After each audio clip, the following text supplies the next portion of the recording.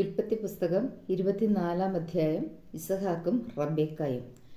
അബ്രാഹത്തിന് പ്രായമേറിയായി. കർത്താവ് എല്ലാ കാര്യങ്ങളിലും അവനെ അനുഗ്രഹിച്ചു.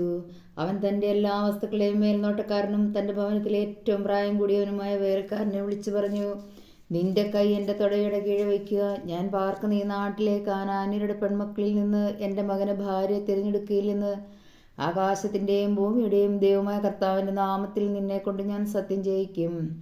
എൻ്റെ നാട്ടിൽ എൻ്റെ ചാർച്ചക്കാരുടെ അടുക്കൽ പോയി അവരിൽ നിന്ന് എൻ്റെ മകൻ ഇസ്ഹാക്കിന് ഭാര്യയെ കണ്ടുപിടിക്കണം. അപ്പോൾ ദാസൻ ചോദിച്ചു, ആ സ്ത്രീക്ക് എന്നോടുകൂടെ ഈ നാട്ടിലേക്ക് പോരാൻ ഇഷ്ടമില്ലെങ്കിലോ? അങ്ങ് വിട്ടുപോകുന്ന നാട്ടിലേക്ക് അങ്ങയുടെ മകനെ ഞാൻ കൊണ്ടുപോകണമോ? അബ്രഹാം പറഞ്ഞു, എൻ്റെ മകനെ അങ്ങോട്ട് കൊണ്ടുപോകരുത്.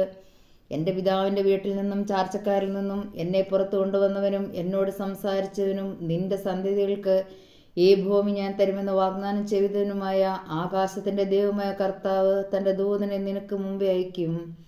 നീ അവിടെ നിന്ന് എൻ്റെ മകനൊരു ഭാര്യയെ കണ്ടെത്തുകയും ചെയ്യും. എന്നാൽ ആ സ്ത്രീക്ക് നിന്നോടുകൂടെ പോകാൻ ഇഷ്ടമില്ലെങ്കിൽ എൻ്റെ ഈ ശബ്ദത്തിൽ നിന്ന് നീ വിമുക്തനാണ്. എൻ്റെ മകനെ അങ്ങോട്ട് തിരികെ കൊണ്ടുപോകരുതെന്ന് മാത്രം തൻ്റെ യജമാന അബ്രഹാത്തിൻ്റെ തുടയ്ക്ക് കീഴെ കൈവച്ച് ഭൃത്യൻ സത്യം ചെയ്തു. അനന്തരം ഭൃത്യൻ യജമാന്റെ ഒട്ടകങ്ങളിൽ 10 എണ്ണവും വിലപിടിപ്പുള്ള ധാരാളം വസ്തുക്കളുമായി പുറപ്പെട്ടു. അവൻ മെസ്സൊപ്പൊട്ടേമിയയിൽ നാഹോറിന്റെ നഗരത്തിലെത്തി. വൈകുന്നേരം സ്ത്രീകൾ വെള്ളം കോരാൻ വരുന്ന സമയത്ത് അവൻ ഒട്ടകങ്ങളെ പട്ടണത്തിന് വെളിയിൽ വെള്ളമുള്ള ഒരു കിണറിൻ്റെ അടുത്ത് നിർത്തി. അനന്തരം അവൻ പ്രാർത്ഥിച്ചു, എൻ്റെ യജമാന അബ്രഹാത്തിന്റെ ദൈവമായ കർത്താവേ, ഇന്നെൻ്റെ ഈ ദൗത്യം അങ്ങ് വിജയിപ്പിക്കണമേ. എൻ്റെ യജമാന്റെ മേൽ കനിയണമേ. ഞാൻ ഇതായി കിണറ്റുകരയിൽ നിൽക്കുകയാണ്. ഇന്നാട്ടിലെ പെൺകുട്ടികൾ വെള്ളം കോരാൻ വരുന്നുണ്ട്. നിന്റെ കുടം താഴ്ത്തി തരിക, ഞാൻ കുടിക്കട്ടെ എന്ന് പറയുമ്പോൾ ഇതാ കുടിച്ചുകൊള്ളുക. നിങ്ങളുടെ ഒട്ടകങ്ങൾക്ക് ഞാൻ വെള്ളം കോരിത്തരാം എന്ന് പറയുന്ന പെൺകുട്ടിയായിരിക്കട്ടെ അങ്ങയുടെ ദാസന് ഇസ്ഹാക്കിന് അങ്ങ് നിശ്ചയിച്ചിരിക്കുന്നവൾ. അങ്ങ് എൻ്റെ യജമാനോട് നിരന്തരമായ കാരണം കാണിച്ചിരിക്കുന്നു. അതുവഴി ഞാൻ മനസ്സിലാക്കും. അവൻ ഇത് പറഞ്ഞ് തീരും മുമ്പേ തോളിൽ കുടവുമേ റബേക്ക വെള്ളം കോരാൻ വന്നു. അവൾ അബ്രഹാത്തിന്റെ സഹോദരൻ നാഹോറിന് ഭാര്യ മിൽക്കയിലുണ്ട മകനായ ബത്തുവേലിന്റെ മകളായിരുന്നു. പെൺകുട്ടി കാണാൻ വളരെ അഴകുള്ളവളും കന്യകയുമായിരുന്നു. അവൾ കിണറ്റിങ്കിലേക്ക് ഇറങ്ങി കുടം നിറച്ച് കയറി വന്നു. അബ്രഹാത്തിന്റെ ഭൃത്യൻ അപ്പോൾ അവളുടെ അടുത്തേക്ക് ഓടിച്ചെന്ന് പറഞ്ഞു, ദയവായി നിന്റെ കുടത്തിൽ നിന്ന് കുറച്ച് വെള്ളം കുടിക്കാൻ തരിക. പ്രഭു കുടിച്ചാലും അവൾ പറഞ്ഞു. തിടുക്കത്തിൽ കുടം താഴ്ത്തി പിടിച്ച് അവൾ അവന് കുടിക്കാൻ കൊടുത്തു. കുടിച്ചു കഴിഞ്ഞപ്പോൾ അവൾ പറഞ്ഞു, അങ്ങയുടെ ഒട്ടകങ്ങൾക്കും കുടിക്കാൻ ഞാൻ വെള്ളം കോരി കൊടുക്കാം.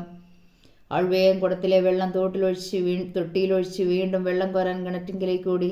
ഒട്ടകങ്ങൾക്കെല്ലാം വെള്ളം കോരി കൊടുത്തു. തൻ്റെ യാത്ര കർത്താവ് ശുഭമാക്കിയോ ഇല്ലയോ എന്നറിയാൻ അവൻ നിശബ്ദനായി അവളെ തന്നെ നോക്കി നിന്നു.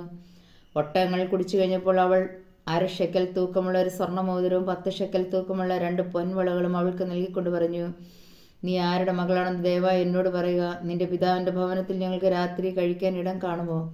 അവൾ പറഞ്ഞു, നാഹോറിന് മിൽക്കായിൽ ജനിച്ച ബത്തുവേലിൻ്റെ മകളാണ് ഞാൻ. അവൾ തുടർന്ന് പറഞ്ഞു, ഞങ്ങൾക്ക് കാലത്തീറ്റയും കച്ചിയും വേണ്ടുവോളമുണ്ട്, താമസിക്കാൻ മുറിയുമുണ്ട്. അവൻ തലകുനിച്ച് കർത്താവിനെ ആരാധിച്ചുകൊണ്ട് പറഞ്ഞു, എൻ്റെ യജമാന അബ്രഹാത്തിന്റെ ദൈവമായ കർത്താവ് വാഴ്ത്തപ്പെട്ടവൻ. തൻ്റെ കാരുണ്യവും വിശ്വസ്തയും അവിടുന്ന് അവനിൽ നിന്ന് പിൻവലിച്ചിട്ടില്ല. എൻ്റെ യജമാന്റെ ചാർച്ചക്കാരുടെ വീട്ടിലേക്ക് അവിടെ നിന്നെ നയിക്കുകയും ചെയ്തിരിക്കുന്നു. പെൺകുട്ടി ഓടിച്ചെന്ന് അമ്മയുടെ വീട്ടുകാരെ വിവരം അറിയിച്ചു. റബേക്കായ്ക്ക് ലാബാൻ എന്നിവരുള്ള ഒരു സഹോദരൻ ഉണ്ടായിരുന്നു. അവൻ ഉടനെ കിണറ്റുകാരിൽ ആ മനുഷ്യൻ്റെ അടുത്തേക്ക് ഓടിച്ചെന്നു. മോതിരവും വളകളും സഹോദരയുടെ കൈകളിൽ കാണുകയും ആ മനുഷ്യൻ ഇങ്ങനെ എന്നോട് സംസാരിച്ചെന്ന് അവൾ പറഞ്ഞു കേൾക്കുകയും ചെയ്തപ്പോൾ ലാബാൻ അവൻ്റെ അടുത്തേക്ക് ചെന്നു. അവൻ അപ്പോഴും കിണറ്റുകരയിൽ ഒട്ടകങ്ങളുടെ അടുത്ത് നിൽക്കുകയായിരുന്നു. ലാബാൻ പറഞ്ഞു, കർത്താവിനാൽ അനുഗ്രഹിക്കപ്പെട്ടവരെ വരിക. എന്താണ് പുറത്തു നിൽക്കുന്നത്? ഞാൻ വീടും ഒട്ടകങ്ങൾക്കുള്ള സ്ഥലവും ഒരുക്കിയിട്ടുണ്ട്.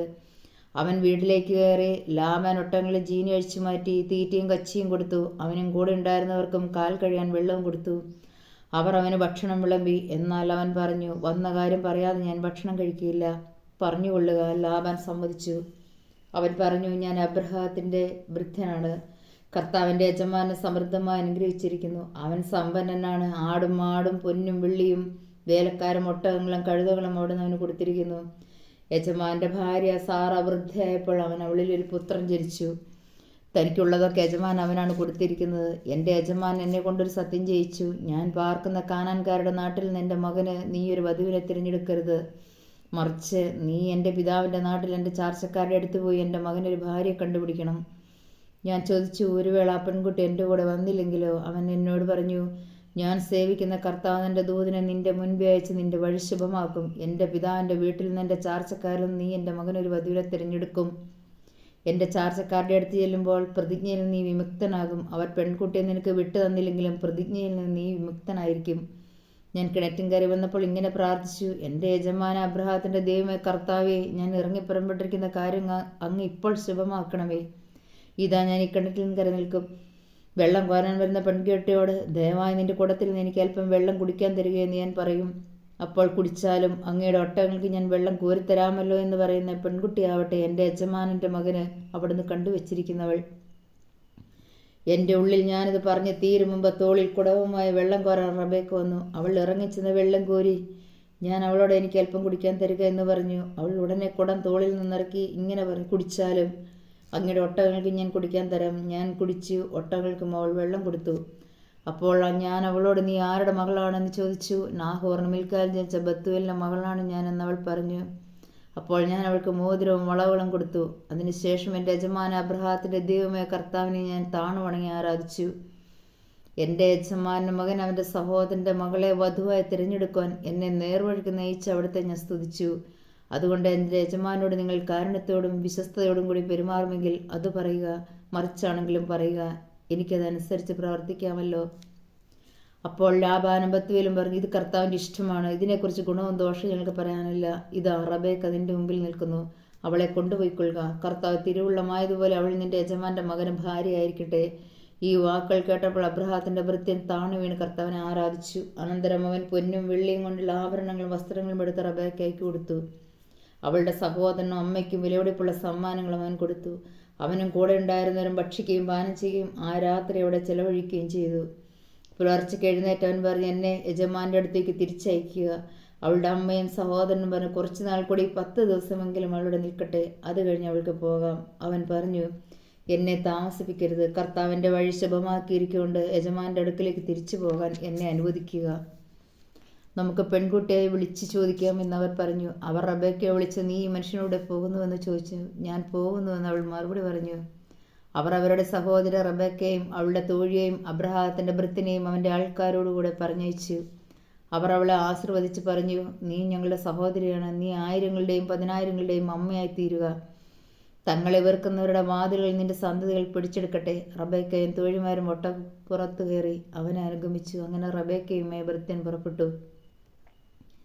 ആ ഇടയ്ക്ക് ഇസ്ഹാക്ക് ബെർലഹായ്റോയിൽ നിന്ന് പോന്ന് നെഗേബിൽ താമസിക്കുകയായിരുന്നു.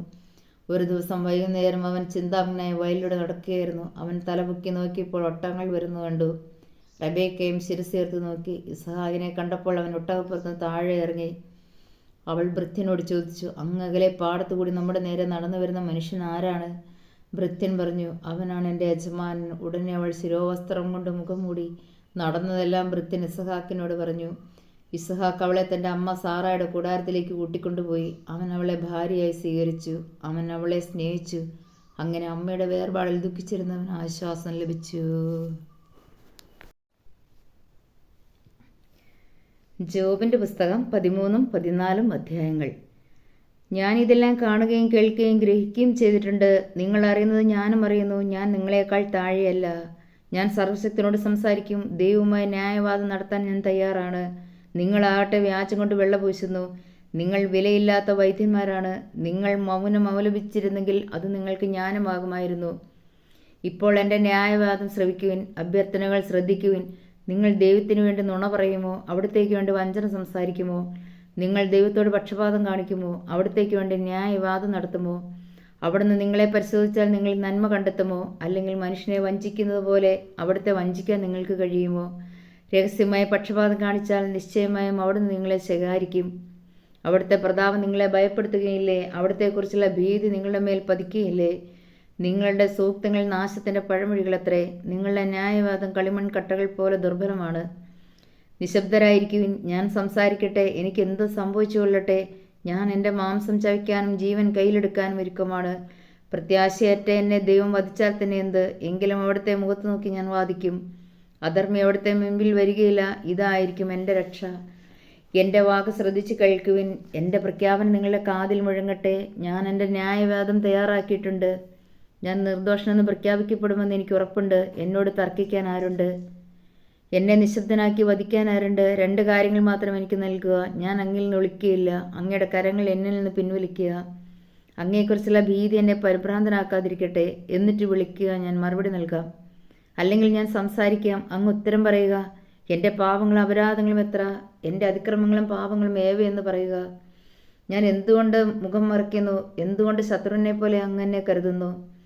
കൊഴിയുന്ന ഇലയെ അങ്ങ് ഭയപ്പെടുത്തുമോ? ഉണങ്ങിയ പതിരിനെ അങ്ങ് അനുധാവനം ചെയ്യുമോ?